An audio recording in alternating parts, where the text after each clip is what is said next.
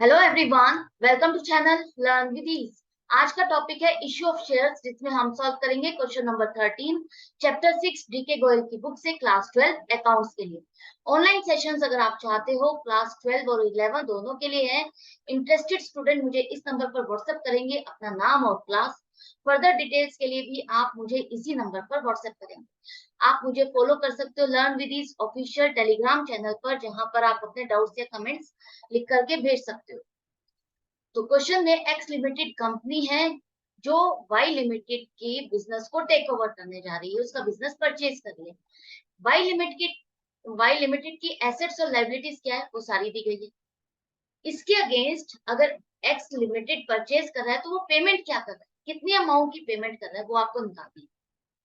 16 लाख का तो वो ड्राफ्ट दे रहा है, बैंक ड्राफ्ट दे रहा है, और बाकी के 50,000 इक्विटी शेयर दे रहा है। 20 रुपए फेस वैल्यू है, 10% प्रीमियम है।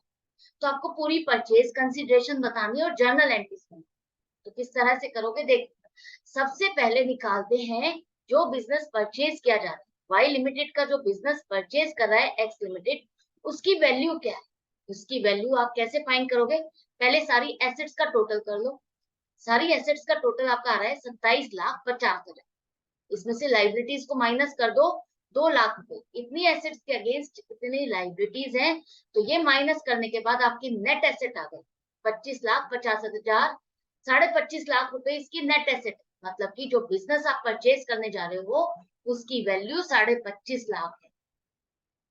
अब इसके अगेंस्ट एक्स लिमिटेड पेमेंट करने के लिए कितना तैयार हो गया, वो कितना देने के लिए तैयार। एक्स वाई लिमिटेड की तो बिजनेस की वैल्यू ये है, लेकिन एक्स लिमिटेड कितना दे रहा है। अगर वो परचेज कर रहा है तो वो कुछ अमाउंट पे कर रहा है, जिसे हम कंसीडरेशन कहेंगे। तो वो अमाउंट कितनी होगी, वो अमाउंट है, एक तो वो 16 लाख रुपए का बैंक ड्राफ्ट दे रहा है, दूसरा वो 50,000 इक्विटी शेयर दे रहा है। 20 रुपए उसकी फेस वैल्यू है, 20 रुपए फेस वैल्यू है और 10% प्रीमियम है। तो अगर इस पर 10% प्रीमियम अगर आप कैलकुलेट करते हो तो कितना बनेगा, 2 रुपए बनेगा। तो एक शेयर आपका कितने का हो गया, 22 रुपए का। 22 रुपए वाले आप शेयर इश्यू कर रहे हो, कितने, 50,000। तो वो टोटल अमाउंट कितनी हो गई, 1,10,000। तो ये भी तो एक तरह से पेमेंट ही कर रहे हो आप अपनी कंपनी के शेयर्स दे रहे हो, एक तरह से उसको इन्वेस्टमेंट दे रहे हो, शेयर होल्डिंग दे रहे हो, ओनरशिप दे रहे हो। तो ये भी तो उसी चीज में आप इंक्लूड करोगे। तो 16 लाख प्लस 11 लाख, एक तरह से आप ये मान लो कि वाई लिमिटेड एक्स लिमिटेड में शेयर्स परचेज कर रहा है, और परचेज करने के अगेंस्ट वो क्या दे रहा है, अपनी एसेट्स को दे रहा है। तो उसके लिए उसको शेयर्स मिल रहे हैं 11 लाख।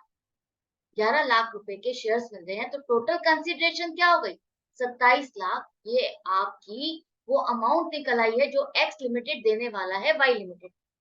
अब आप यहाँ देखो, वैल्यू तो 25.5 लाख है और एक्स लिमिटेड दे रहा है 27 लाख। वो ज्यादा क्यों दे रहा है, जो ज्यादा अमाउंट दी जा रही है वो उसकी रेपुटेशन के लिए दी जा रही है।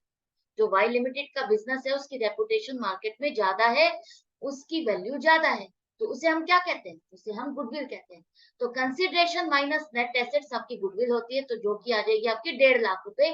1.5 लाख रुपए एक्स लिमिटेड एक्सेस जो दे रहा है वो गुडविल के लिए दे रहा है, और गुडविल उसकी बुक्स में रिकॉर्ड की जाएगी एसेट्स में। ये गुडविल क्या कहलाएगी आपकी, गुडविल परचेज्ड। अब जर्नल एंट्रीज देखो क्या बनेगी। जितनी भी एसेट्स एक कंपनी परचेज करते हुए, टेक ओवर करते हुए लेती है, वो सारी की सारी उसकी बुक्स में रिकॉर्ड करी जाएगी। तो आप सारी एसेट्स ले रहे हो तो एसेट्स आपकी क्या हो जाएंगे, डेबिट हो जाएंगी। सभी एसेट्स को आप डेबिट कर दो। गुडविल भी आपकी डेबिट होगी 1.5 लाख रुपए से, ये एसेट हो गई ना उसकी। एक्सेस अमाउंट आप पे कर रहे हो तो वो आपने एक एसेट को परचेज कर लिया। गुडविल नाम की एक एसेट आपने परचेज कर दी। 2 लाख क्रेडिटर्स भी अब आपके हैं, तो वो भी आपकी बुक्स में आएंगे। इसके अगेंस्ट पेमेंट कितनी कर दी है, 16 लाख रुपए का बैंक ड्राफ्ट दिया है। तो बैंक ड्राफ्ट आप दे रहे हो, बैंक से पेमेंट हो रही है, तो बैंक अकाउंट आपका क्रेडिट हो जाएगा।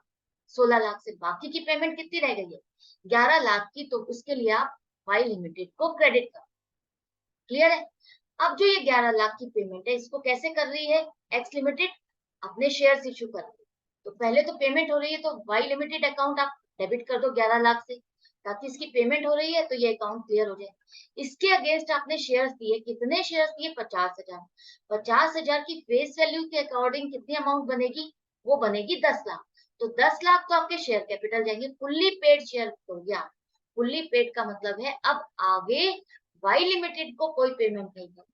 जैसा कि company time to time public से अमाउंट मंगाती है, एप्लीकेशन पे इतनी, अलॉटमेंट पर इतनी, फर्स्ट कॉल पर इतनी इतनी इतनी, इस तरह से डिफरेंट इंस्टॉलमेंट मंगाती है ना, वाई लिमिटेड से नहीं मांगी जाएगी। वाई लिमिटेड को आगे कोई पेमेंट नहीं करनी, उसको फुल्ली पेड शेयर्स देने जा रहे हैं।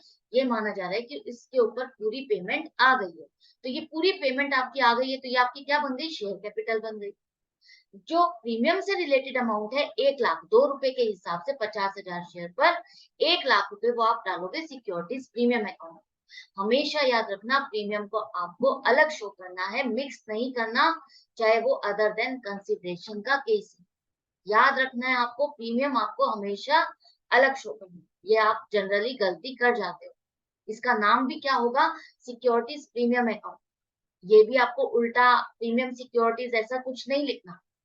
ये जो नाम है ये पर्टिकुलरली स्पेसिफाइड है, तो यही नाम आपको लिखना है। क्लियर है? आई होप आपको अच्छे से समझ में आ गया ये क्वेश्चन। मैं मिलती हूँ आपसे नेक्स्ट वीडियो में नेक्स्ट क्वेश्चन के साथ, लेकिन आपको अपनी प्रैक्टिस जारी रखनी होगी, हर क्वेश्चन को सॉल्व करना है। चाहे वर्बली ही सॉल्व करो, जर्नल एंट्रीज वर्बली ही चाहे मेरे साथ बनाओ, लेकिन बनाओ जरूर, ताकि आपके कॉन्सेप्ट और कैलकुलेशन क्लियर हो सके। Goodbye and take care.